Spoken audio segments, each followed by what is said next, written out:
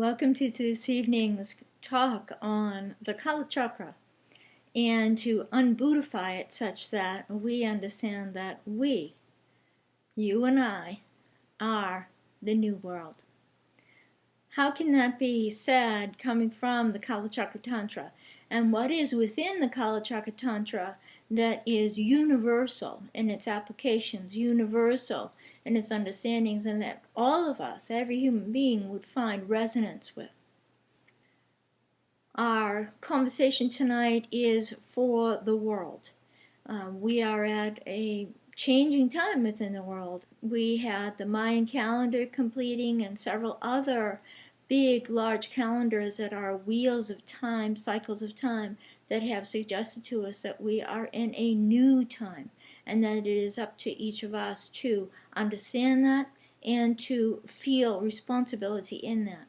So with that, let's engage tonight's talk.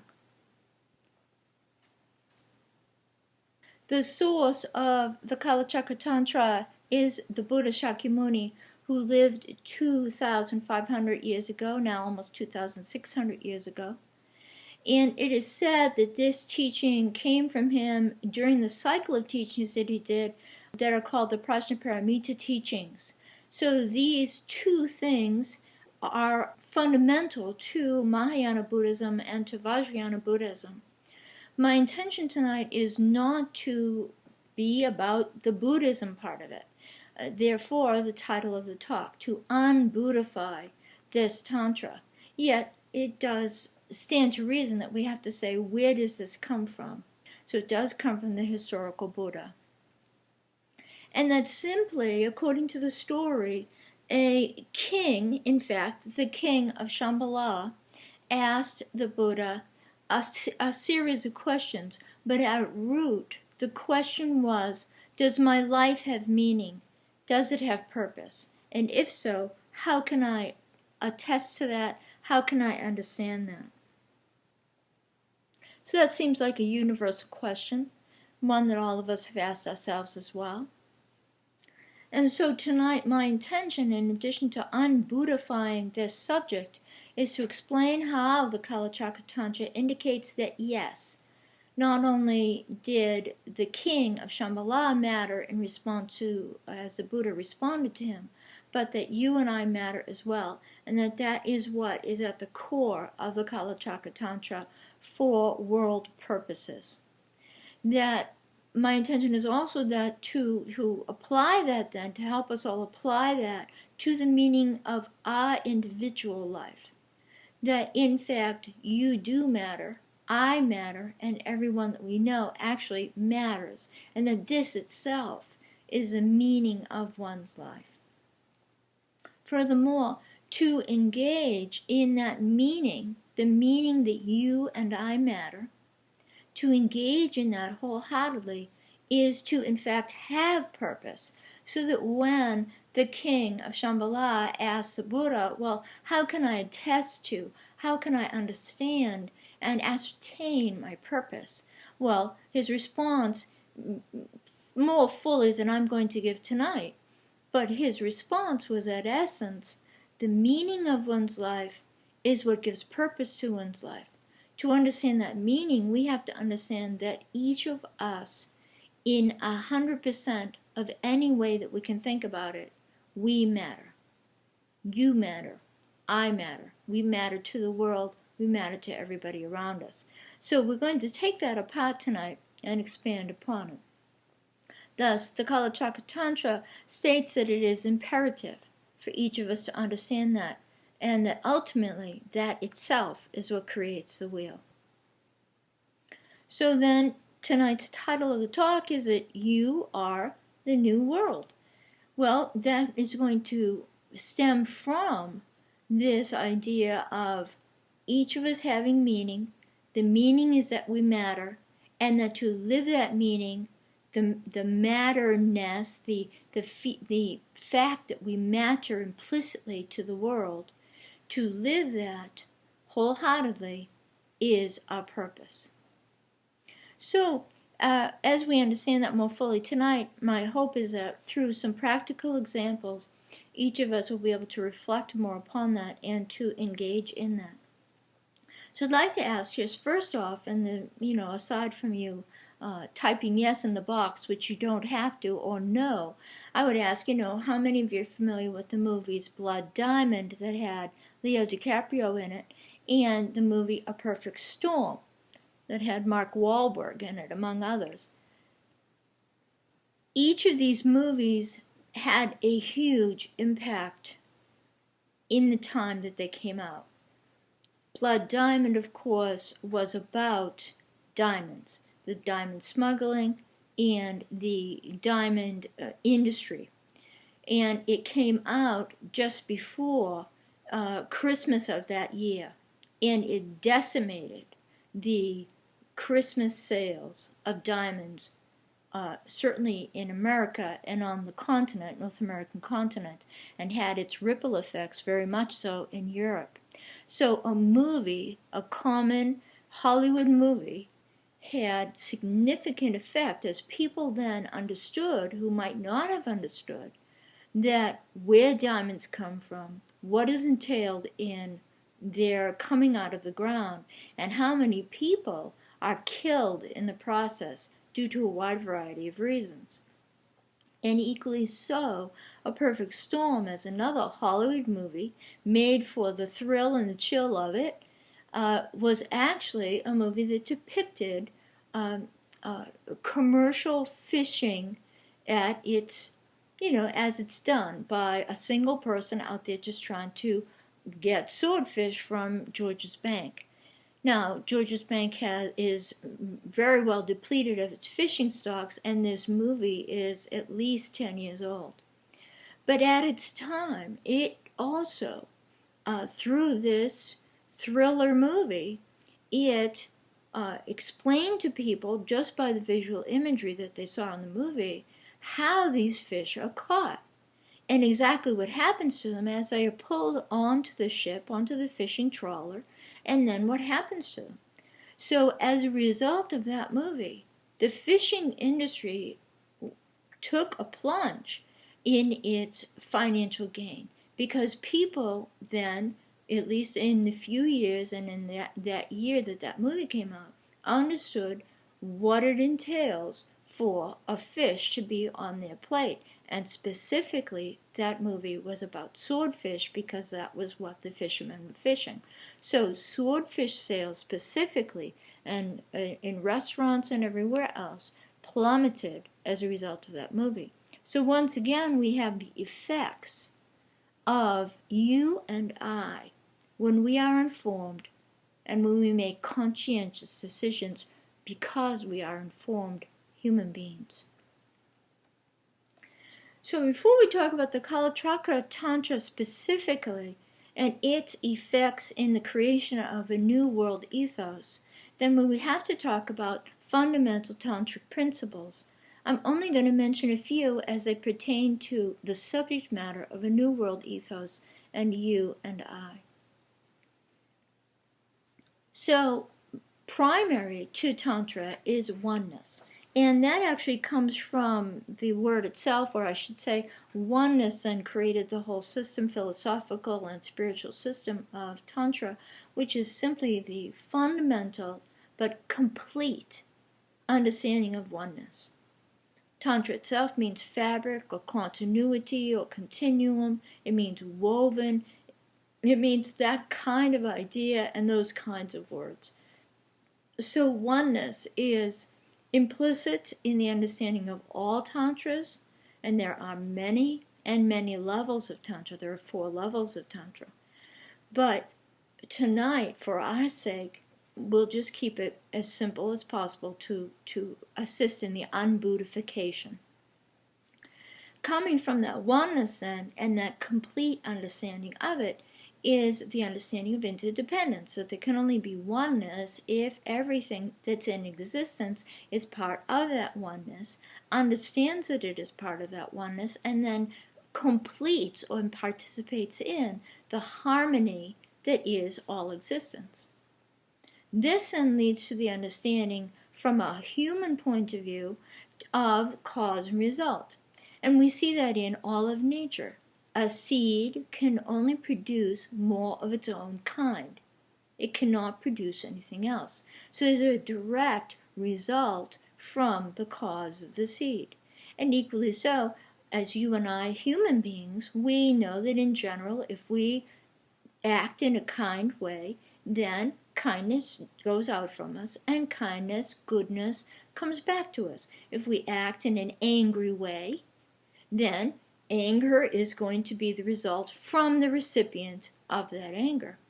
So cause and result. It's very simple. And therefore, in all the tantras, there is a sense of one's responsibility. The tantric path and the tantric teachings are fundamentally about our responsibility and full participation in that oneness, our understanding of, and therefore increasingly full responsibility in creating and participating in interdependence, our understanding of, and therefore acting mindfully from the understanding of cause and result, such that the causes that we set in motion will create positive results or beneficent results for oneself and for all. And that leads us to understand then, within the tantric system, a fundamental that is, and I think that we would all say, and this is why I said in my write-up about this talk, these things that I'm talking about are common. They are common sense. They make sense to anyone when we hear them. They are at essence within the higher teachings of all religious and philosophical systems. And so to say that they are Tantra is to suggest actually that the tantric knowing or the tantric understanding of oneness, etc., interdependence, the fabric of life, is actually something that all major religions have, all philosophical systems have come to understand, and then each of them simply puts the emphasis wherever that particular doctrine does. The Kalachakra itself is considered a highest yoga tantra. There are 4 levels to Tantra within the Buddhist system. And so simply, again, because we're unbuddhifying the subject matter tonight, then what we want to understand about the highest yoga tantras, and there is more than one, the Kalachakra is one of them, that they convey, all of them convey these universal principles that we've just talked about, and help us through practices and readings and study and meditation and contemplation in the discovery of the self-evidential and indisputable nature of these principles.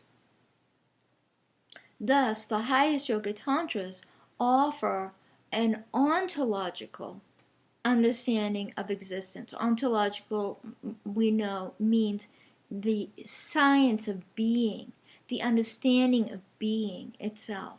So this ontological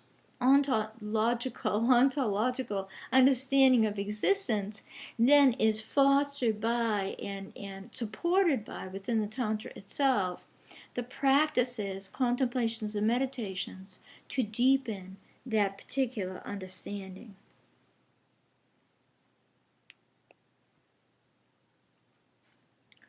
So, in order for us to understand how you and I are the new world, we would want to deepen our personal understanding and our observation of these self-evident principles. Because it will be, the new world can only be predicated upon, in order for it to be new, and not just some derivation of what we have, then we would have to understand this idea of oneness, continuity of life, the one contiguous fabric of existence.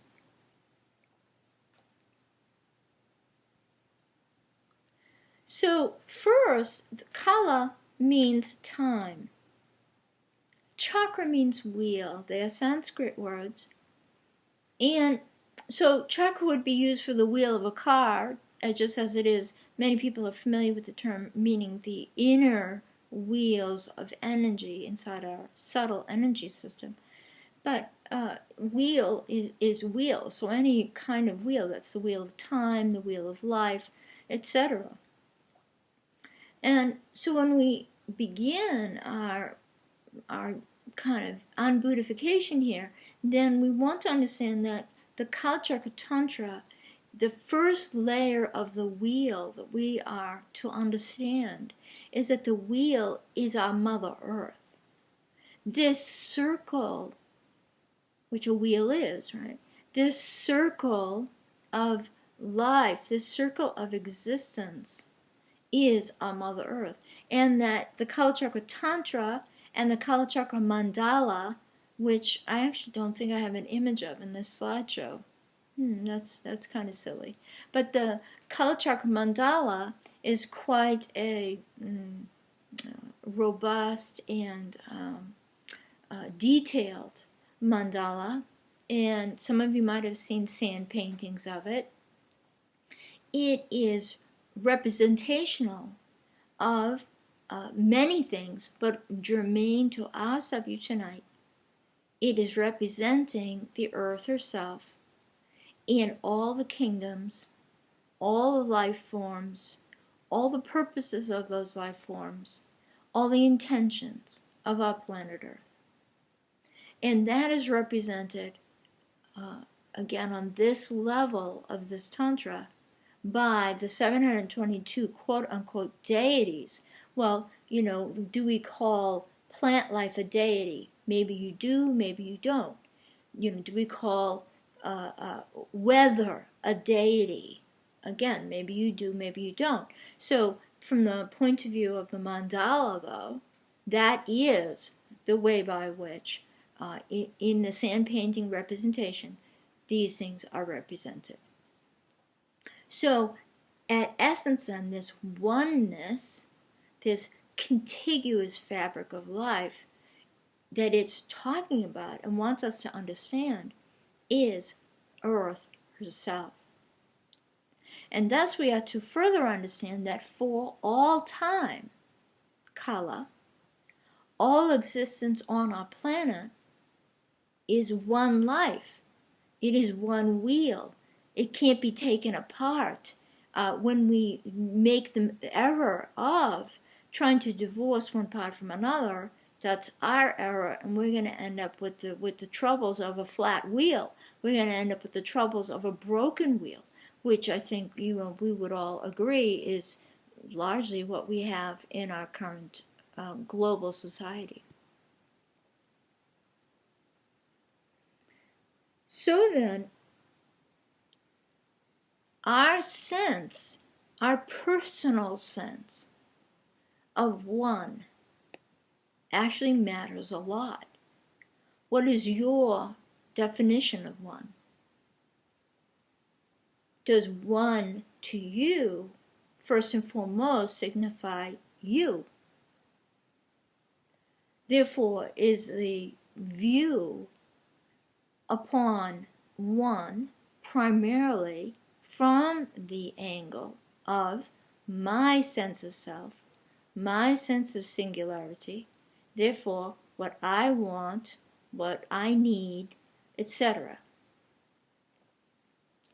Or does your sense of one include more than that?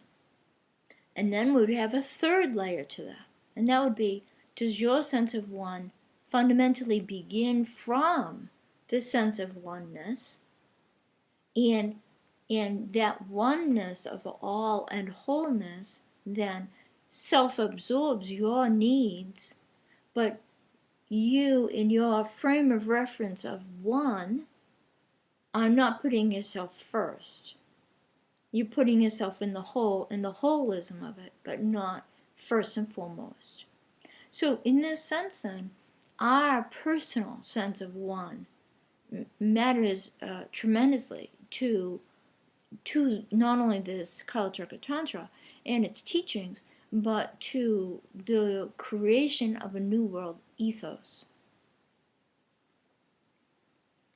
My guess is that we would understand that by looking out to the world, that the current world is largely one predicated upon greed,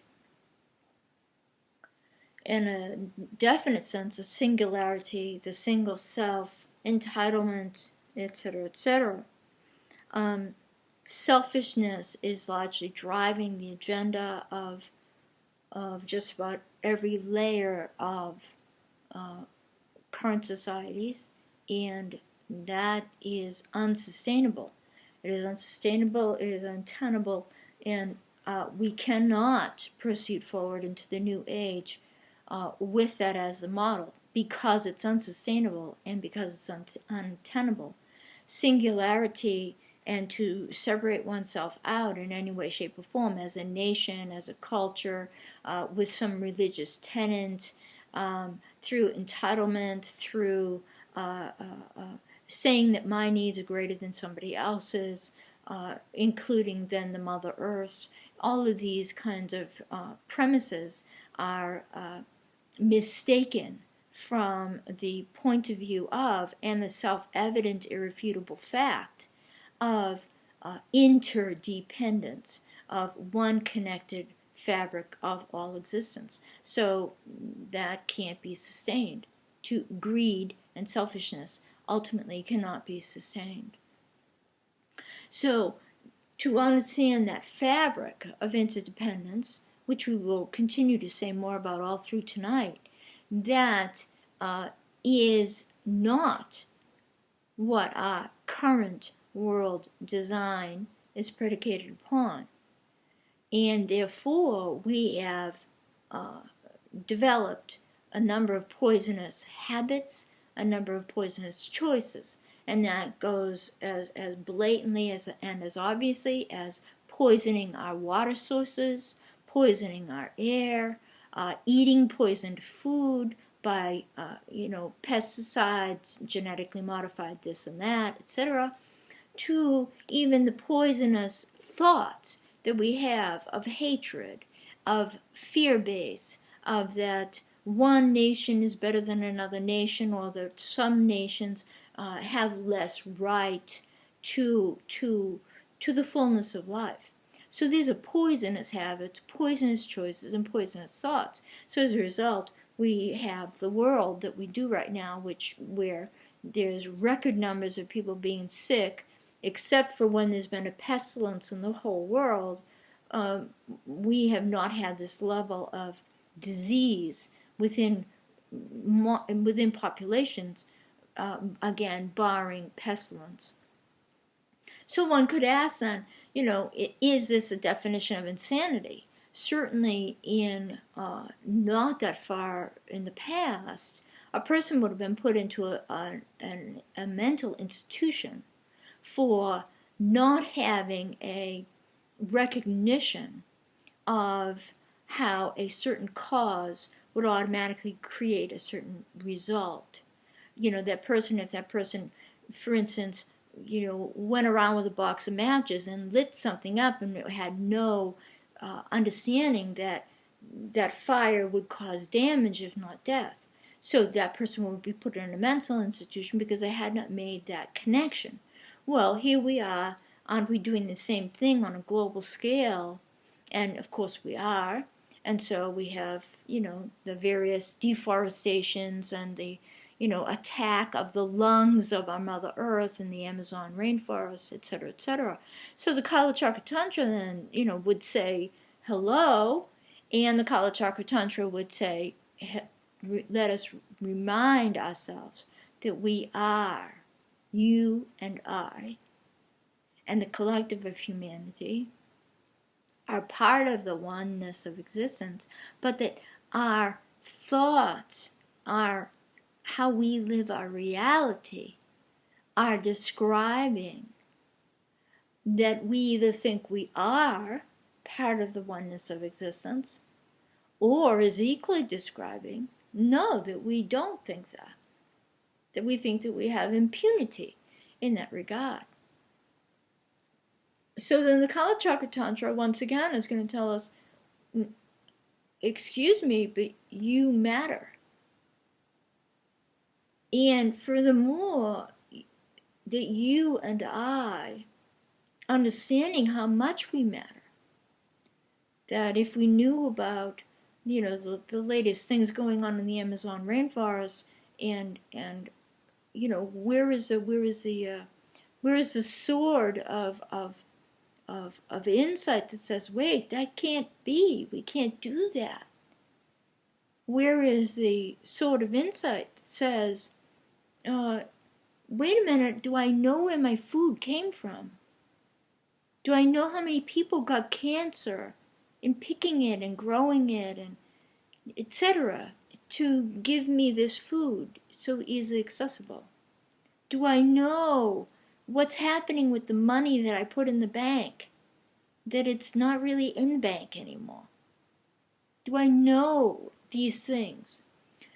Because by saying that question to ourselves and then using the instruments that are part of the Kalachakra Tantra within the imagery of it and the mandala and all of that, then we would take upon ourselves information. We would educate ourselves. We would understand that, in fact, my choices matter implicitly to the well-being of our Mother Earth, to the well-being of myself, to the well-being of my family, my community. And that is my purpose. So we are given instruments, in the Kalachakra Tantra and in the imagery of it to address this, that remind us that you and I matter, that our understanding matters, our actions matter, our thoughts, our views on these things, that they all matter. And some of these instruments are here, the Vajra of diamond awareness, the Khatvanga, which is the middle one, it's like a trident. So it represents 3 higher trainings of ethics, of moral discipline, and of meditation, so that we can contemplate through something and actually make a mindful decision, a mindful action with something. And the top is the sword of insight. Vishvamata is the feminine component of the father-mother, Yab-Yum, father-mother, that is depicted in the Kalachakra Tantra. Vishvamata as the mother, then we want to understand what she's about, because the mother of the feminine principle, certainly within the tantric lineages, is conveying to us something about how we are responsible to birth something, how we are responsible to protect, to nurture, to sustain and bring something forward. So that feminine principle of energy is being offered to us by the imagery within the Kalachakra Tantra. So Vishvamata is naked. And anytime that we see the image of naked being, then certainly in the Buddhist imagery, then that always speaks of primordial, unadorned awareness. So we would meditate with ourselves about, let's say that we were, going to make a decision. We would want to clear our mind of our own personal preferences, of our own wishes and hopes of a desired outcome, and these kinds of things, because those are the adornments, those are the clothes, those are the veils and the coverings to our own awareness. We might not be able to come anywhere near to primordial, unadorned Rigpa awareness. However, all of us can stop, drop, and contemplate and clear our space, clear out our personalizations to the best that we can, and then proceed from there. Vishvamata also unveils She unveils nature and the great beauty of the world, and she stands for that which is shining through at any moment of the amazing majesty and harmony of all existence. She represents and presents to us what is called empty form. This is referring to the uncontrived nature of atomic physicality. So we know from physics and Buddhist meditators and Hindu meditators as well, Advaitist meditators, long ago, they had perceived into the nature of reality, and they knew that nothing was actually the substantial density that we are familiar with and that we largely cling to and prefer. But that instead, everything is this quantum plasma in reality, and that's physically, and then also our awareness, our mind stream and our awareness is also a quantum plasma of radiance, of blissful awareness, of the perceptions that perceive through any contrivances at all. So Vishwamata presents for us this idea of empty form, the empty form of awareness itself, that it is so complete as to be emptied of singularities, and also that form itself, its majesty, its splendor, its everything, is all available to our senses, but that the physicality of that splendor and majesty is itself empty. It can be taken apart into quantum particles, and fundamentally what is left is space. The space of pristine awareness. And lastly, Vishwamata is yellow. She's golden yellow, and yellow in the Tibetan system represents increase. So what we would want to understand about this Kalachakra mother is that we are to increase our understandings of the great beauty of the world. We are to increase, and therefore increase our appreciation, increase our participation in that which protects the great beauty and majesty of the world. We are to understand that when we ourselves cover up and decorate with baubles and trinkets our own unadorned awareness, that we are doing that to ourselves. And so you see in the image, on the top of her image, in her hand, she has a katrika, and a katrika is a very sharp knife instrument. It's a flaying instrument. So that is to cut away at these thought forms that we have so that we can perceive more correctly. And so thus by Vishwamata, we are reminded of the splendor that is all around us, of the majesty that the one life is expressing. And we are called to our mother of awareness that is innate within us, mother of Buddhas that is innate within us. And that from that source mother, for us to bring forward appreciation and gratitude, as I've just said, for all the majesty and splendor of our world. And so, in general, then, she is calling us to bring to us to our awareness of the obvious, and that if we are not noticing that, if we are not in wonder every day about something, if we are not informing ourselves of that by which we can participate more in the wholeness and the support of our Mother Earth, then, and of the circle of life, then we want to be reminded of that.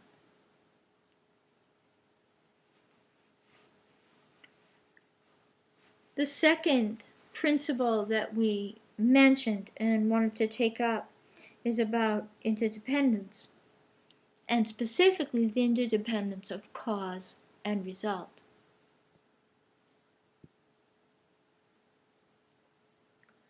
So we have, within our own mind, various fantasies.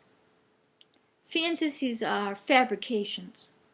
So Tantra does not translate as fabrication, but our not being in a tantric understanding, in a tantric relation to life itself, we then engage in fabrications. Fabrications are man-made constructs of reality, they are delusions of reality, and they are fantasies.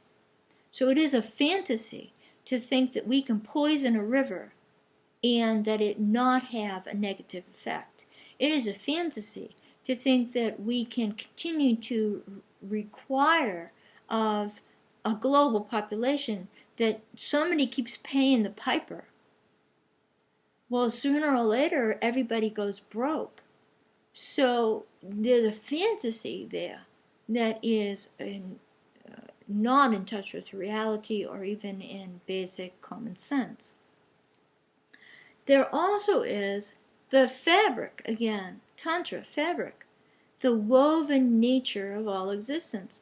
And that woven nature includes the threads that of cause that create conditions. Causes that create conditions. That thread is flawless. That's all that needs to be said. Flawless. It never is unbroken. It never does not accomplish its task. This idea of interdependence is not only the interdependence of you and I being implicit and integral to life on our planet, and therefore you and I matter, and everyone else we know matters, but also you and I understanding that the causes we set in motion, the causes predicated upon ignorance, not knowing, choosing not to know, the causes predicated upon pride and hubris, oh, it doesn't really matter anyways, the causes predicated upon a passion that our cravings can drive us and not have a lasting effect. These are to be what? Insane again. We're back to insanity. And to not recognize that these things are causes and will absolutely create their conditioned results.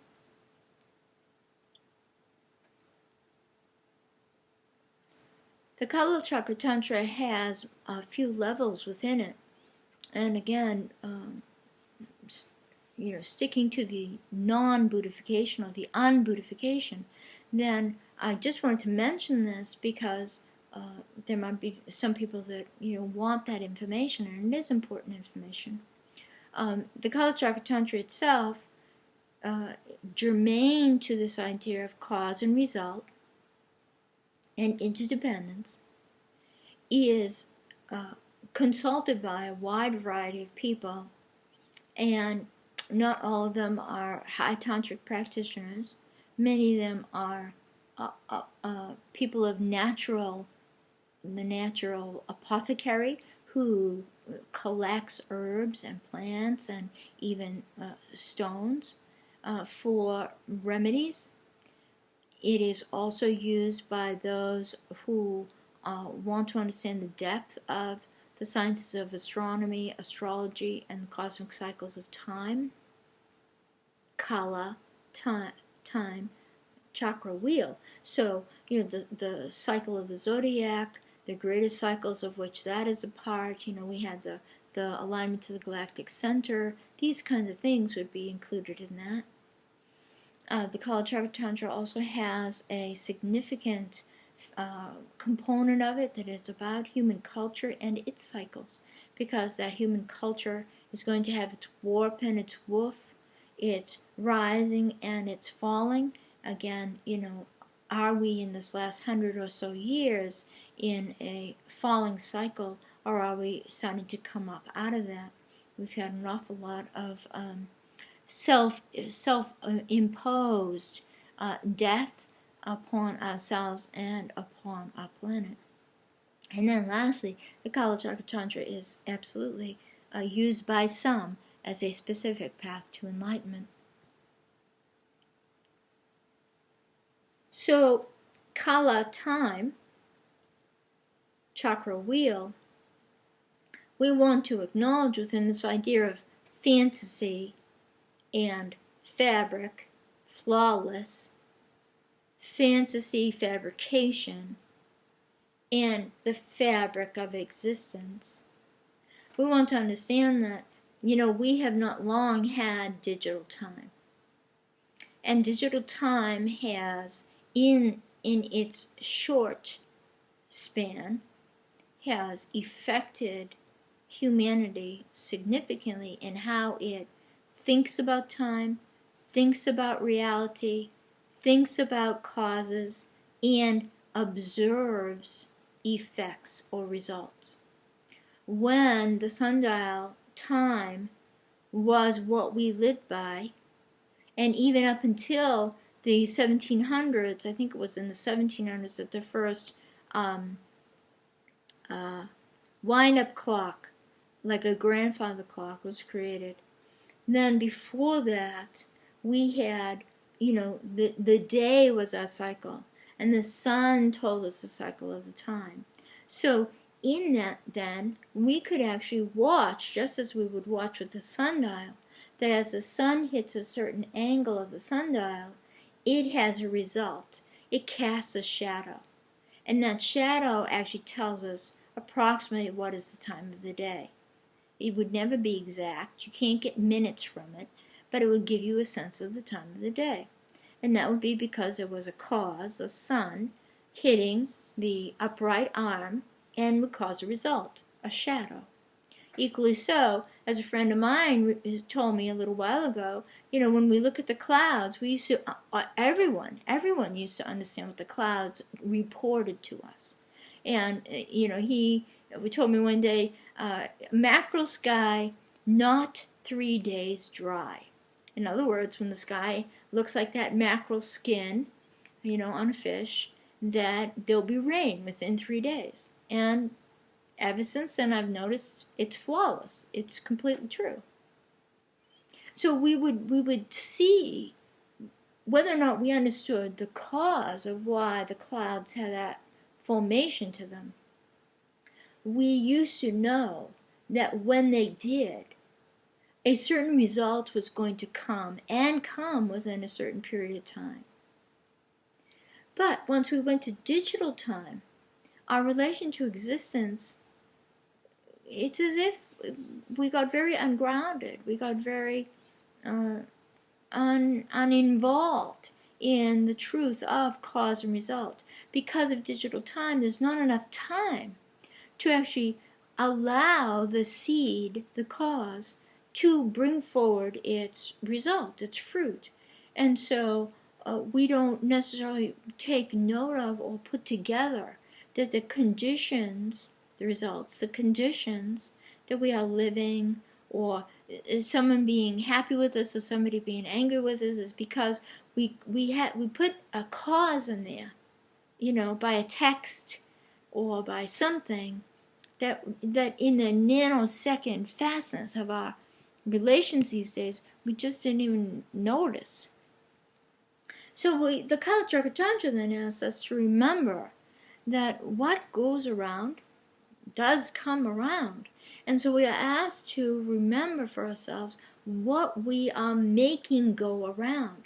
What are the causes that we are putting in motion?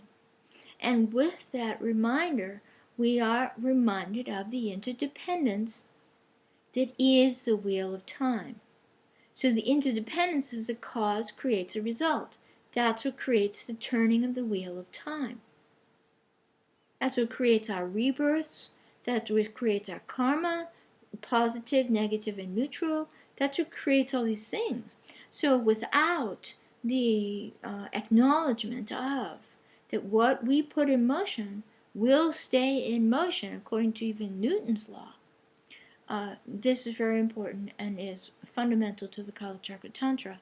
And furthermore, germane to our question of how is it that you and I are the new world, then we are the new world when we take the responsibility of interdependence, we become causative of right creations of conditions, positive conditions, holistic conditions, conditions that really look to the world as a unified whole, and then we work in unison with it.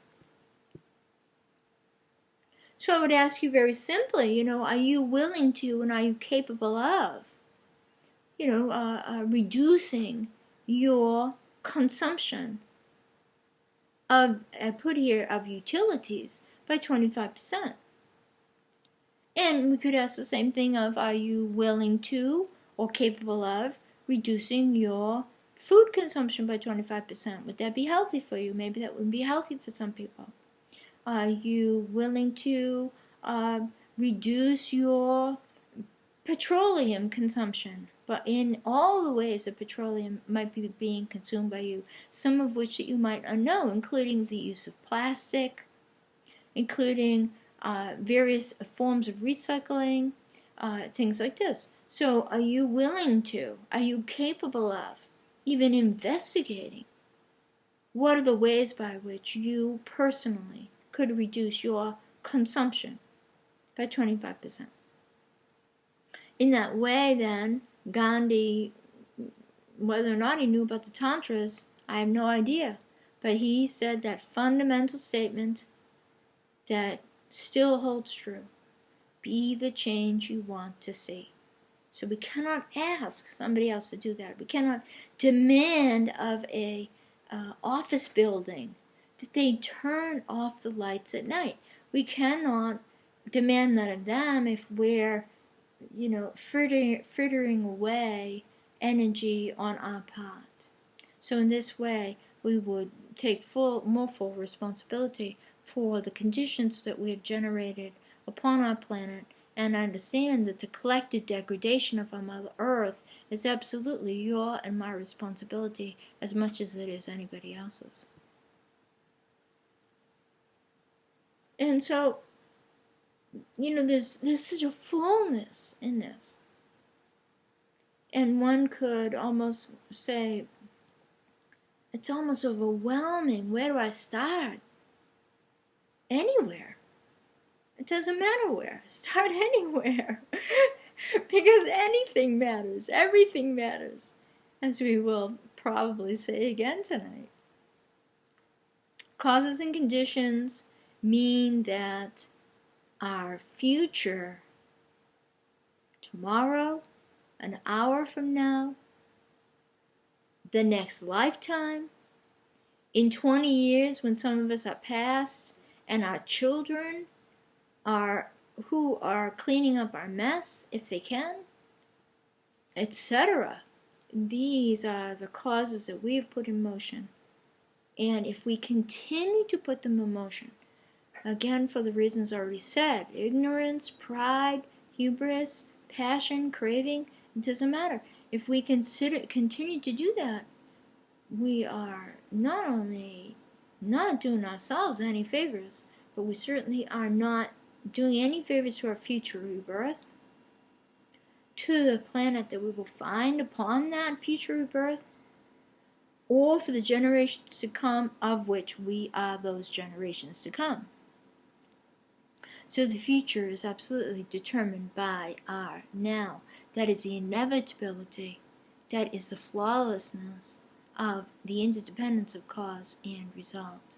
So therefore we must actually get to the point, as the Kalachakra Tantra holds us in, the demand, to demand these things of ourselves, because the tantric path is one of very dramatic engagement of one's life and one's thoughts.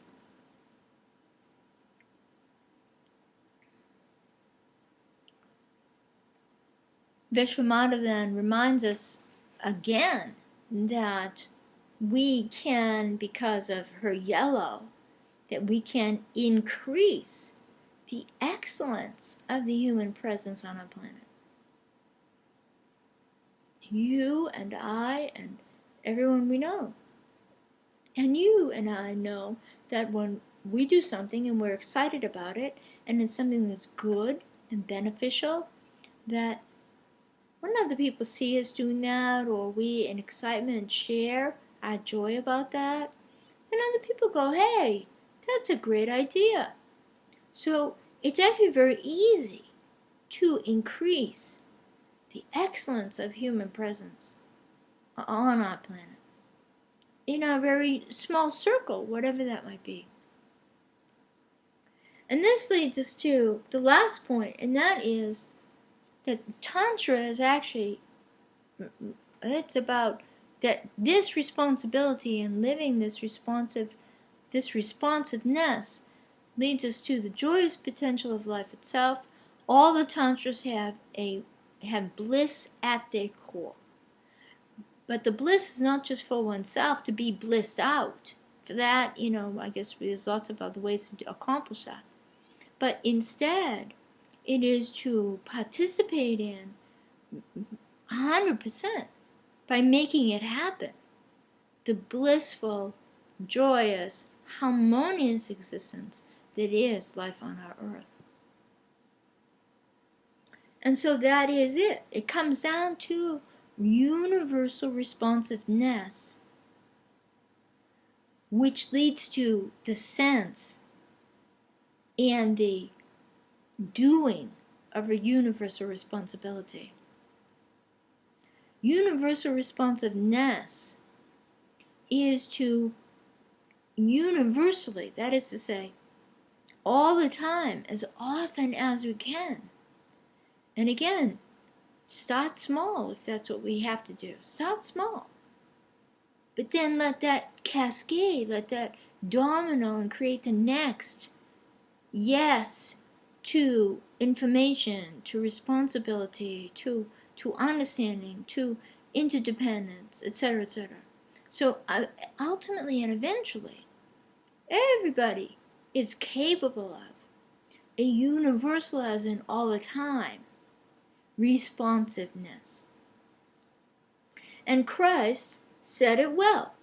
Christ said, in this light shall we see light. This light, using it in this frame of reference, is the self-evident, because remember we said these things are self-evident. These things are undeniable, irrefutable. So the self-evident illuminations that we perceive because it's self-evident, these reveal to us that only together, you and I and everybody else, only together, can a new world humanity be born. The world would do fine without humanity.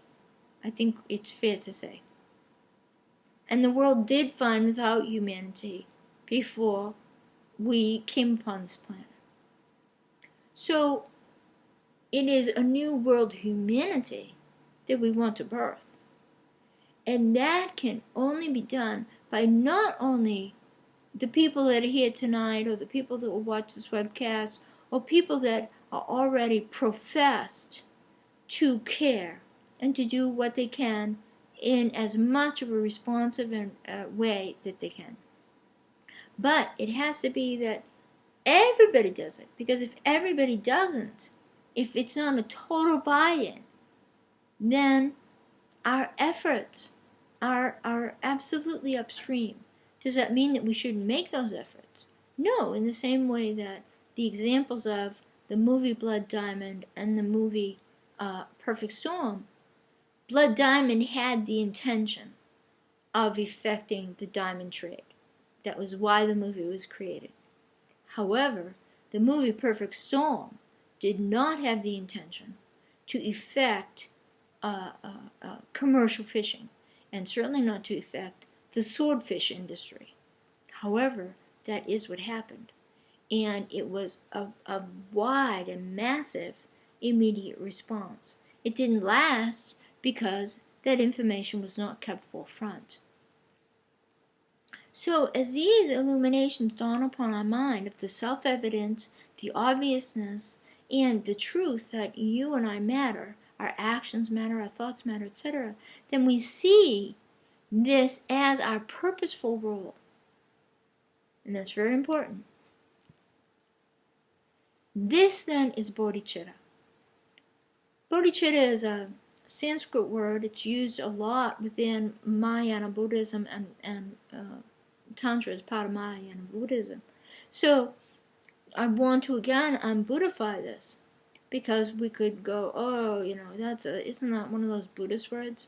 Well, yes, it is, but it's a Sanskrit word, which means that it actually is saying something more to us and something of a particular philosophy, the Buddhist philosophy.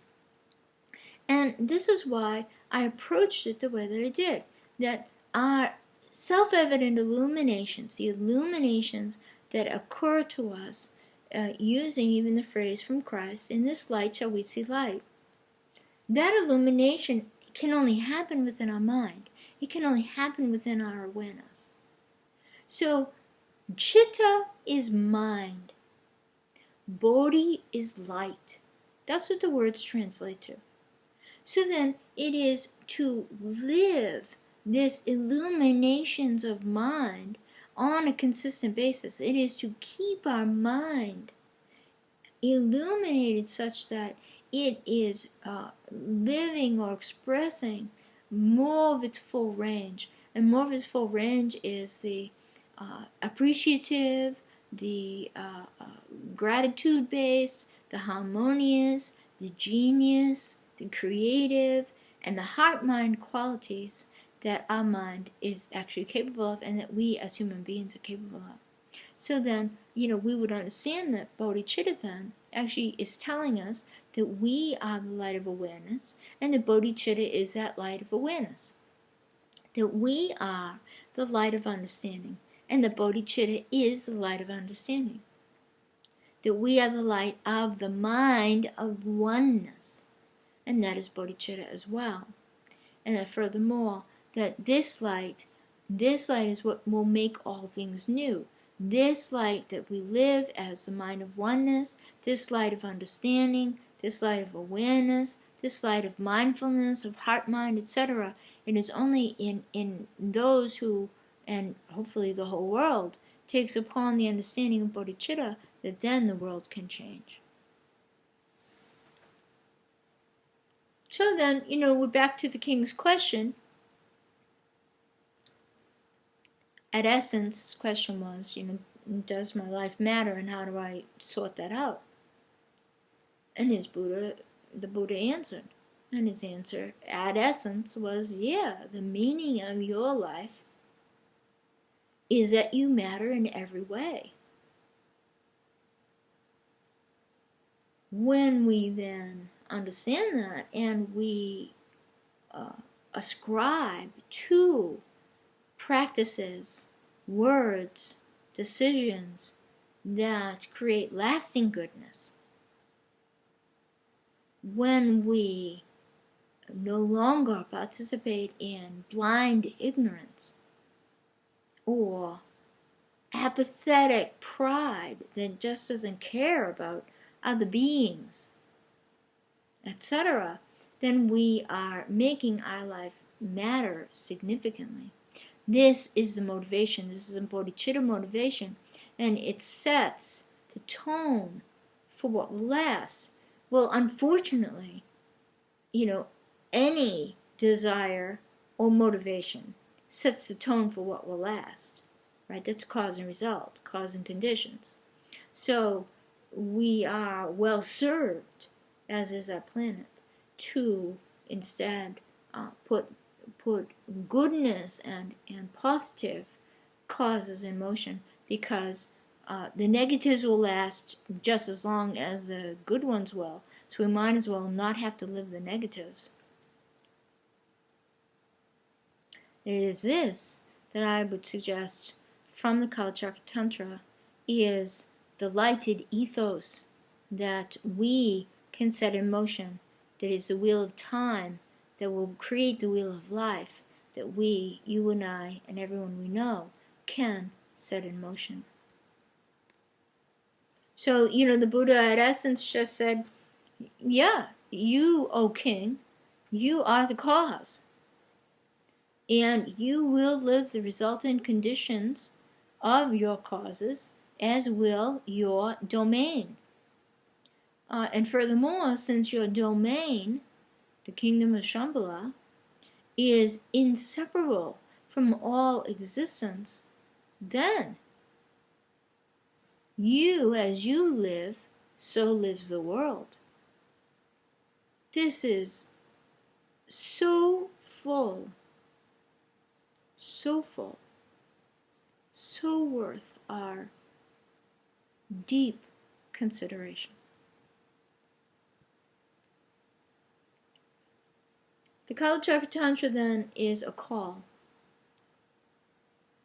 and a powerful reminder of the law of cause and result, and of the wheel of interdependence that is life itself. The Kalachakra Tantra, for all else that could be said about it, and there's a lot, for all else that could be said about it from the point of view of a new world and a new world ethos, is simply an injunction to you and I to be the right kind of source, a lighted source.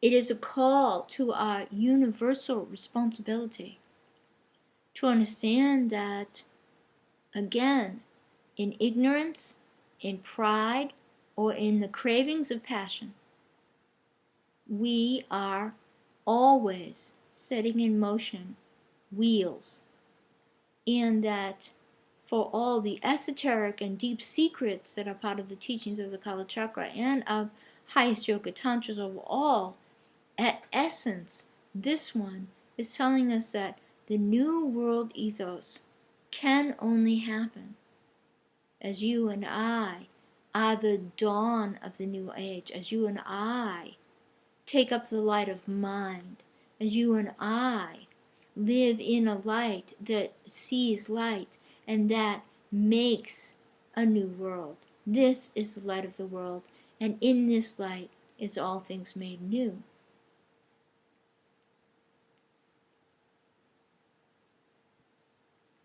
And so, as we start to bring this talk to its completion,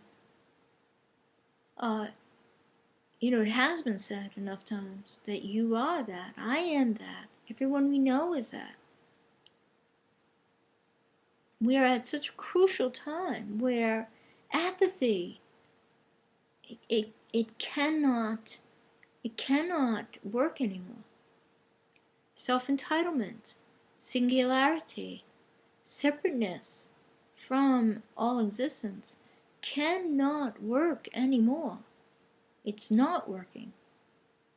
And that instead, by you and I living with the meaningfulness of life of oneness, that you and I living with the purposefulness that is a life of oneness, you and I, by living the full, unquestioned, stark realization that we are all in this together.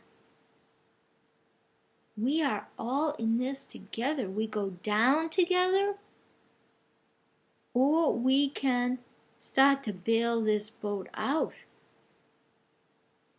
Only in that way can the new world ethos be born. And then because of that, because we are all in this together, that's the wheel of time. That's the circle of it all. There's only one planet. We can't go anywhere else. So because we're all in this together, then it's only wise. Let's no longer participate in insanity, but instead set beneficial results causes in motion so that those beneficial results can start right away.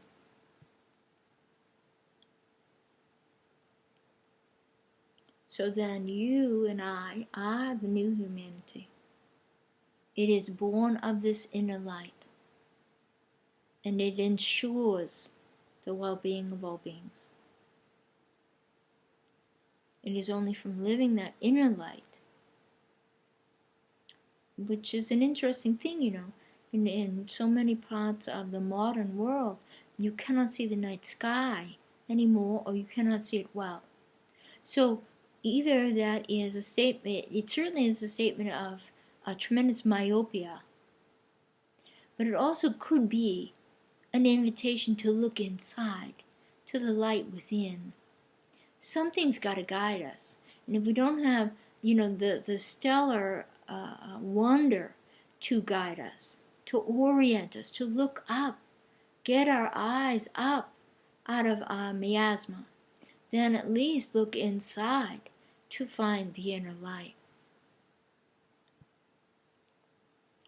And then, so that's it, my friends. That's it, my friends. The Kalachakra Tantra, for all that is said and done in the understanding of it about a new world ethos,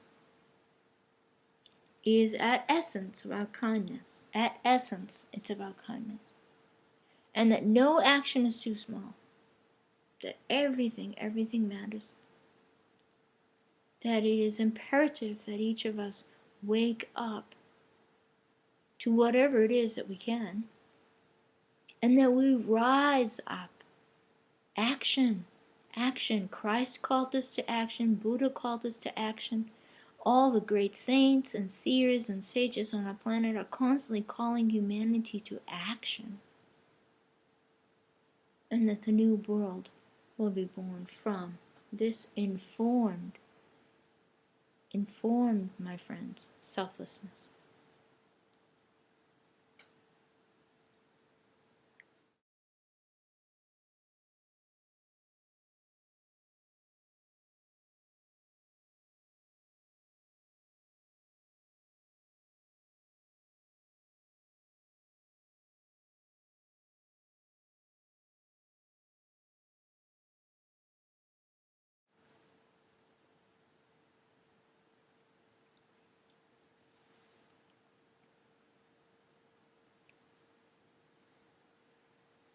And I thank you for